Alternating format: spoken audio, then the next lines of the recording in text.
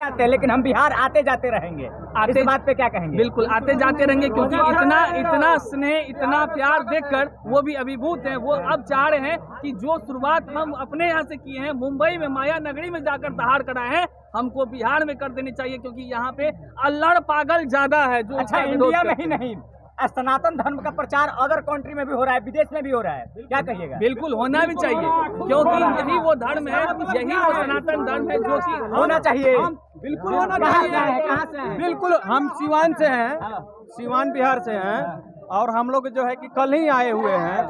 ये बताइए कि आप इंग्लैंड बाबा चले गए, अमेरिका चले गए, ये जितने जो कंट्रियां हैं वो उनको बुला रही है, और बिहार में हम लोग बोल रहे हैं कि बाबा को घुसने नहीं देंगे। क्यों भाई, क्यों?